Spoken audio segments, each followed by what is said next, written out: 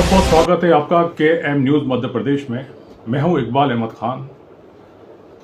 कल जिस तरह पहलगाम में घटना हुई, पाकिस्तान द्वारा कायराना हरकत, शर्मसार घटना, निर्दोषों पर गोली चलाना और उनके साथ इस तरह की क्रूरता करना, ये इस तरह की बात जुबान से कहना या आंखों से देखना, सब कुछ इसको बर्दाश्त नहीं किया जा सकता। इसको लेकर आज हमारे साथ मौजूद हैं जमीयत उलमाए हिंद के जनरल सेक्रेटरी हाफिज अब्दुल कयूम साहब। इनसे जानेंगे कि इस तरह की आतंकवाद की घटनाएं और ये जो घटनाएं होती हैं, इसके पीछे क्या मकसद होता है, निर्दोषों पर मारना, इसका क्या मकसद है और क्यों इस तरह की घटनाएं हो रही हैं और कब तक इस पर अंकुश लगेगा। आइए जानते हैं हाफिज कयूम साहब से। हाफिज साहब, बहुत बहुत स्वागत है आपका। इस तरह की निष्ठा और इस तरह की जो है हद से गुजर जाने वाली घटनाएं जो हो रही हैं, निर्दोषों के साथ खून की होली खेलना, खून की नदियां बहाना, लोगों को, निर्दोषों को सताना, ये कब तक चलेगा और इस पर कब तक लगाम लगेगी? देखिए, जो आतंकवाद है ना तो उसका मजहब होता है ना उसका कोई मुल्क होता है। वो हर मुल्क के अंदर जहाँ उनका मिशन अमन, चैन, सुकून ख़त्म करना है, वो निर्दोषों पर ही अपना अत्याचार, अपना जुल्म करते हैं। और जिस तरह से हमारे यहाँ देश के अंदर पहलगाम के अंदर जो हुआ, वो भी टूरिस्ट लोग थे, ना उन्होंने किसी को सताया था, ना किसी को परेशान किया था, ना किसी पर जुल्म किया था। ये आतंकवाद जो होता है बस वो सुकून को ख़त्म करना चाहता है। वो तो ख़ुद तो बर्बाद होती ही है और दूसरों को भी बर्बाद करने की उनकी कोशिश रहती है। तो हम अपने प्रधानमंत्री साहब से और हमारे गृह मंत्री साहब से ये दरख्वास्त करेंगे कि अगर पाकिस्तान का इसके अंदर हाथ नज़र आए या वो है, तो कड़ा सबक उसको सिखलाया जाए और उसको छठी का दूध याद दिला दिया जाए। हम अपने इस मुल्क के अंदर बाई चॉइस रहते हैं और ये मुल्क जो है वो इस्लाम और तमाम मज़ाहिब के लोग सब आपस में भाईचारे के साथ में रहते हैं। और एक दूसरे के साथ में जो वहाँ अभी देखा गया कि उन घोड़े वालों ने जो ऊपर तक उनको लेकर जा रहे थे, किस तरह से लोगों की जानें बचाई हैं, किस तरह से अपने दरवाजे खोल दिए और ये तक कहा गया लोगों से कि पहली जो गोली आएगी वो हमारे सीने पर चलेगी, उसके बाद आपके ऊपर होगा। तो जो कश्मीर के लोग थे उन्होंने बड़ी कुर्बानी दी है और जो लोग शहीद हुए हैं उनकी पूरी मदद की है। जो आतंकवाद है वो किस तरह से वहाँ इतनी जल्दी गायब हो गए, हम गृह मंत्री साहब से यही कहेंगे कि इस पर कड़ी कार्रवाई की जाए। अगर पाकिस्तान का अगर इसके अंदर हाथ मिलता है तो पाकिस्तान को भी धूल चटा दी जाए। हम किसी भी लाइन से कमज़ोर नहीं है। जमीयत उलमा हिंद के राष्ट्रीय अध्यक्ष मौलाना अरशद मदनी साहब और हमारे प्रदेश अध्यक्ष मौलाना अहमद साहब भी इस पर उनका वजाहत के साथ बयान आ चुका है और कड़ी निंदा उन्होंने की है। हम भी अपने जमीयत उलमा गवालीर की तरफ से इसकी कड़ी निंदा करते हैं। इस तरह की हरकतें जो होती हैं वो कायराना हरकतें हैं, इस तरह की हरकत नहीं होना चाहिए। अगर कोई करता है तो इस पर सख्त कार्रवाई करना चाहिए और उनको छठी का दूध याद दिला देना चाहिए। तो पाकिस्तान का हाथ तो होना तय, पाकिस्तान ही इस तरह की हरकतें, क्योंकि कश्मीर का जो वासी वो तो अमन चैन चाहता है।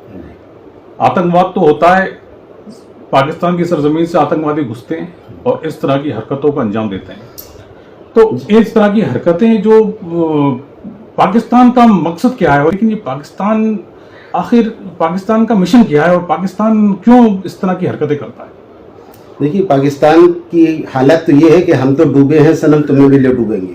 उन्होंने अपने मुल्क को बर्बाद कर दिया और वहाँ का अमन, चैन, सुकून सब खत्म कर दिया। जिस तरह से उन्होंने अपना मुल्क बर्बाद किया है, वो ये चाहते हैं कि भारत के अंदर भी ये सारा अमन, चैन, सुकून खत्म हो और ये मुल्क भी बर्बाद हो। लेकिन हम भारत के लोग एकजुटता के साथ और कंधे से कंधा मिलाकर खड़े हुए हैं। अगर पाकिस्तान का इसके अंदर हाथ है तो हम अपनी सरकार से, जैसे अभी हमने कहा कि रिक्वेस्ट करते हैं, गृह मंत्री साहब से रिक्वेस्ट करते हैं, कड़े हमले कर कर उनको इसका सबक सिखलाया जाए ताकि इस तरह की हरकतें आइंदा के लिए वो कभी ना कर सके। अब जब तक बातचीत से बात बनने वाली नहीं है, बहुत ज़्यादा हो चुका और काफ़ी अरसा गुजर चुका आतंकवाद को सहन करते करते। बल्कि इस आतंकवाद की वजह से हिंदुस्तान के मुसलमानों को जो शक की निगाह से देखा जाता है, यहाँ के मुसलमानों की बड़ी जिल्लत और रुसवाई होती है। जिस तरह से नाम पूछ पूछ कर वहाँ पर मारा गया ना, तो इससे यहाँ का मुसलमान भी बड़ा हर्ट होता है और उसको भी बड़ी तकलीफ पहुंचती है। तो हम तो गृह मंत्री साहब से यही रिक्वेस्ट करते हैं कि उनको कड़ा सबक सिखाया जाए ताकि इस तरह की हरकतों से बाज आए और जिंदगी में कभी सोच भी ना सके इस तरह के काम करने की। ये जो कल जो घटना हुई है, इस घटना में इससे पहले पुलवामा में भी घटना हुई, इस बम विस्फोट, इस तरह की हरकतें तो पाकिस्तान में आए दिन चलती रहती हैं। लेकिन ये का असर हिंदुस्तान के अंदर भी आने लगा है और थ्रू कश्मीर के आता है। तो कश्मीर का ही जो एक बेल्ट है, कश्मीर से ही आतंकवादियों को अंदर आने की इजाज़त मिल जाती है और कश्मीर में कैसे घुस जाते हैं, और इनका जो आने का जो इनका रास्ता, इसको किस तरह से सील करना चाहिए और ये अंदर आ कैसे जाते हैं इस तरह के आतंकवादी? ये हमारी इस देश की सुरक्षा में शायद थोड़ी सी चूक हुई है कि वो आए और उन्होंने हमला किया और इतनी जल्दी वो गायब हो गए, इसका किसी ने सोचा भी नहीं था। इसमें शक पैदा होता है कि आखिर उनकी तैयारी कितनी थी कि इतनी फास्ट तरीके से वो आए और फौरन हमला करके लोगों के पास में गायब भी हो गए। और हमारी सुरक्षा जो थी और हमारी आर्मी जो है, तो वो इस पर थोड़ा सा, और गृह मंत्री साहब से हम ये कहेंगे कि अपनी नागरिक की सुरक्षा पर और अपने नागरिकों के सम्मान के लिए जो बन पड़ सकता है आप करें। आप किसी भी तरीके से अपने नागरिक और अपने देश के किसी भी एक नागरिक के साथ ऐसा नहीं होना चाहिए कि किसी की जान सुरक्षित ना रहे। तो जितनी फोर्स लगती है, जितना भी जो हमारे बॉर्डर्स हैं, अच्छी तरह से उनको सीज किया जाए और उस पर कड़ी सुरक्षा की जाए ताकि इस तरीके की हरकतें कभी ना हो सकें और पूरे देश के नागरिक सब सुरक्षा के साथ रह सकें। इस तरह की शर्मनाक घटना को जमीयत उलमा हिंद किस तरह देखती है और आम मुसलमान भी इसको लेकर क्या सोचता है, इस पर क्या कहना चाहेंगे? इसमें ये है कि अव्वल तो हमारी सुरक्षा अच्छी मजबूत हो, दूसरे ये जमीयत उलमा के जो प्रदेश अध्यक्ष हैं उन्होंने भी इस पर वजाहत के साथ में बयान दिया है, और जो हमारे राष्ट्रीय अध्यक्ष हैं मौलाना अशरफ मदनी साहब, उन्होंने भी इस पर बयान दिया है।